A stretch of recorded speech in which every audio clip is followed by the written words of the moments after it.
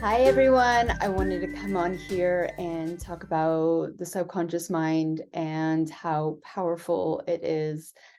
It's the driving force of everything physical that you do. I know when we start dealing with fertility issues, we just hyper focus on our lady bits, on our hormones, on the testing, on the supplementation, and those tangible things, even diet, that are super important. Absolutely, hands down. My journey, I could not sit on the couch and mindset my way into becoming fertile. I had to heal my gut. I had to heal the physical stuff. But what I wish I would have known, and what I'm really seeing through you guys and your journey and working with you one-to-one and in the group coaching, it is all about mindset. So I want to start off with a story about a one-to-one client right now that is blocking herself from reaching her ultimate goal. She reached out. She had been following me for a while, and we had a discovery call. She went and saved money to pay for the one-to-one services. She bought testing. So she bought the gut health test. She has it in her home. She ordered the MRT, paying a $50 shipping fee because she's up in Canada. It's just more expensive. It's not free to ship there. And things were going good. Really felt in alignment, really felt like high vibing. And she sent her MRT test off, which was, it's a little bit difficult to get the blood draw in some places. And it seems like, especially in Canada, it's either really expensive or people live out in the fucking middle of nowhere and don't have like easy access to get the blood draw. And then you got to time it with delivery to make sure it gets to the center, all that kind of stuff, right? She sends it off, and I have like vivid memories of the emotions that I felt for her when I got an email from the testing company and it didn't arrive on time. And so they sent her a new kit. They didn't charge her the shipping fee because that's what they do. But I knew that this was going to be a roadblock for her, that getting the blood drawn again was going to be a big issue for her.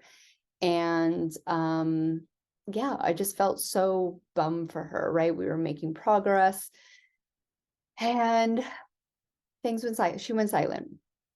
And in my one-to-one coaching at the moment, I don't know if this is going to be a forever thing, but I only take on a limited amount of people for several reasons. But one of the reasons is I know this journey,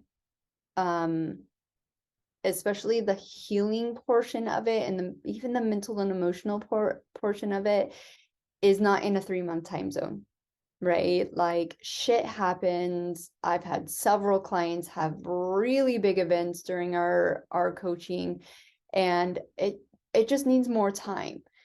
So I allow my one-to-one clients take the time that they need.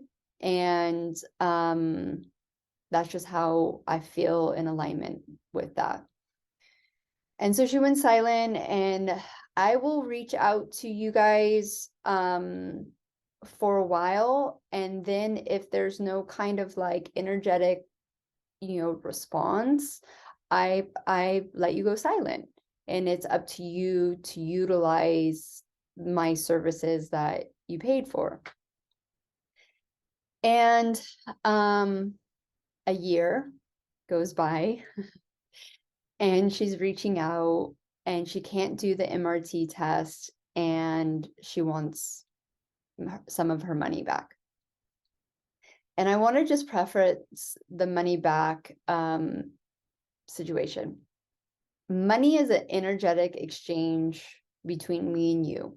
So if you lived in my area and if you wanted to give me like babysitting service, meal prep service, clean my house service, massage service, acupuncture, Reiki, like anything that I really value in my life, I would totally do that. If you grew vegetables and you wanted to exchange vegetables for my service, like I am down for that.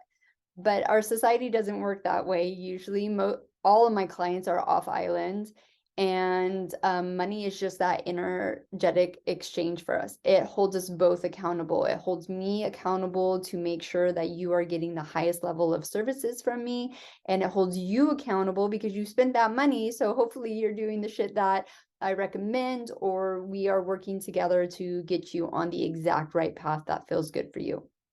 So when someone falls out of an energetic connection and is putting up those roadblocks for themselves, I have no issues giving money back to release that exchange, right? In fairness, she has to pay for the services I've already done for her, and there's a portion that I could give back because I didn't do the test review. But in saying this, before I just like hand the money back, I still provide coaching and try to get people to see, like, look, this is how you're blocking yourself. And she comes back and saying, well, this is not a mindset block. This is a like a physical issue, like a situational issue. I can't get the test anymore. And I had to, say to her, I'll give your money back, but here's my coaching before that happens. If you truly believed that this MRT test, which is a food sensitivity test, was going to make and break your journey, meaning that she had the gut health test, she could totally send that gut health test in and move forward and just keep working on the MRT when it comes. But she put up a block. And I said, if you really truly believe that this was the test that was going to make or break your journey, you will go to the ends of the earth to get this test done, right?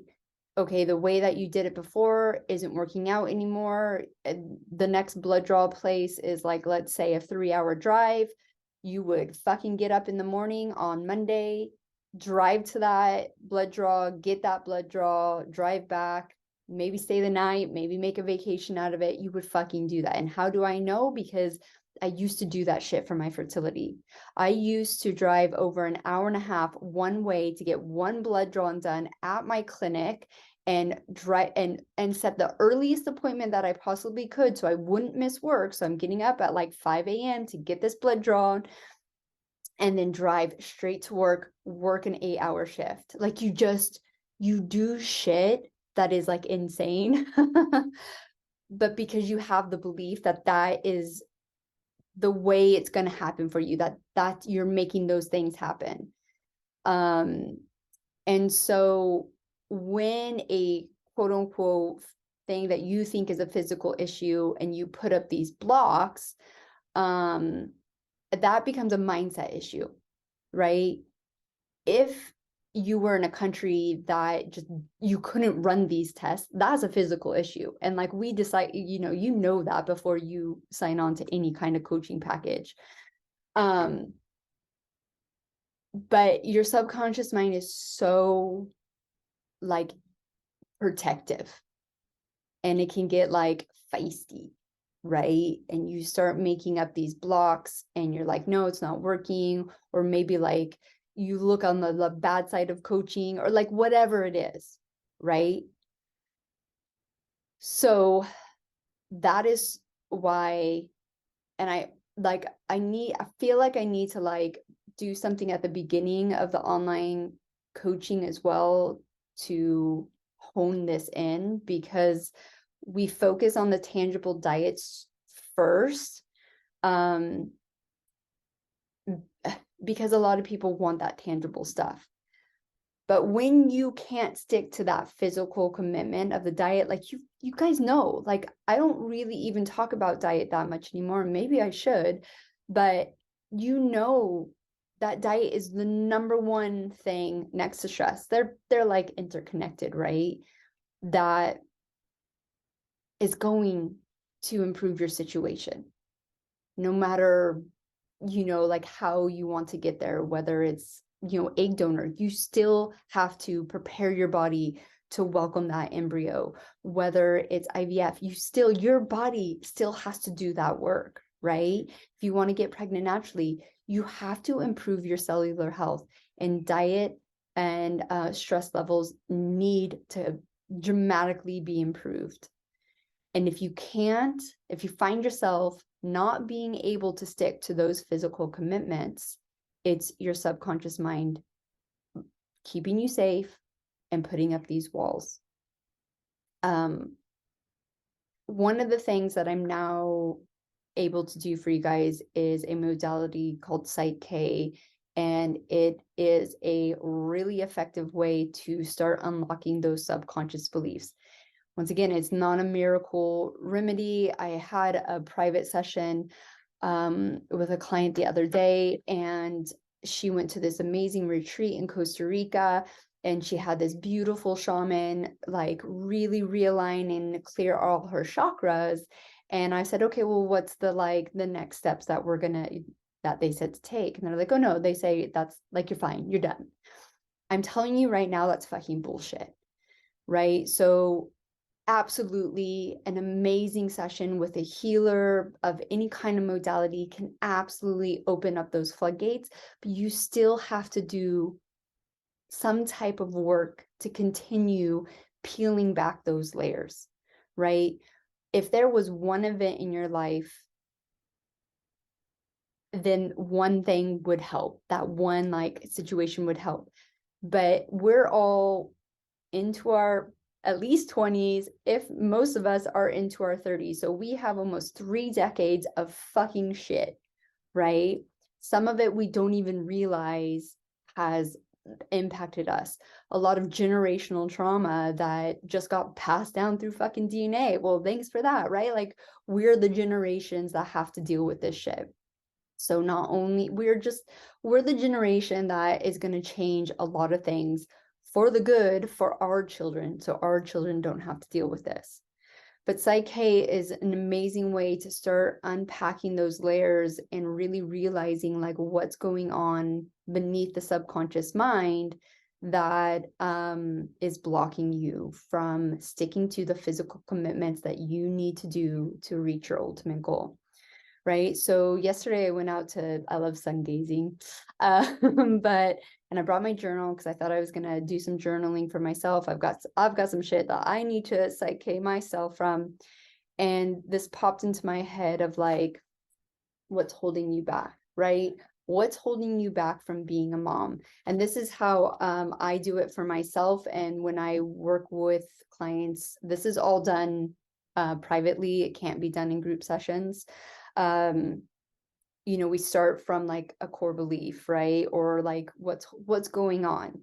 And for a lot of people, what's holding you back from being a mom doesn't have anything to do with your lady bits. So self-worth and self-love, probably one of the number one things that's a big issue. You're scared of fill in the blank. What are you truly scared of? Past trauma is huge. You were told that you can't. Your experts around you have planted into your head that things are way too bad, you can't fucking fix it, and you have this belief. And so we got to redo that, right? You don't believe in your body's ability, you've lost hope, totally understandable, but let's get that hope back. You're exhausted to go on. Oh, I feel that one. You guys know my journey was way too fucking long. Money is a huge one. I don't have the money to invest. And then obviously diet. But there's lots of other ones. And so it would be a really good exercise for you. Write down what's holding me back from being a mom, put a circle around it, and start spidering out, and just be vulnerable and open and willing to explore those deep places that are keeping you stuck in infertility hell. It's just vitally important, and I don't think this journal has it, but oh yeah, it does. I do this all the time for myself. And I'm gonna put this out onto the podcast, but yeah, that's that. But just know that if you are willing to keep taking those little steps forward day by day, it's consistency, it's willingness to be vulnerable, it's holding on to that hope, not false positivity, true hope. I have noticed that there is definitely a wave of clients who have a deep knowing that they will be a mom, and that is so powerful, right? The difference of believing and knowing and having that feeling, and how can we get to that knowing? And in my experience, the way to get to that knowing is strengthening the belief system. So keep doing that. I know I've talked about like why your affirmations aren't working. That's all subconscious. So it's not just about standing in front of the mirror and be like, I'm being a mom, or listening to meditations and stuff. That's important. That can be super helpful, but uncovering those layers and going really deep of what those subconscious blocks are. And most of the time, it stems from something in your past. It stems with the mental and emotional aspects of being a kid, what you grew up around, what belief systems.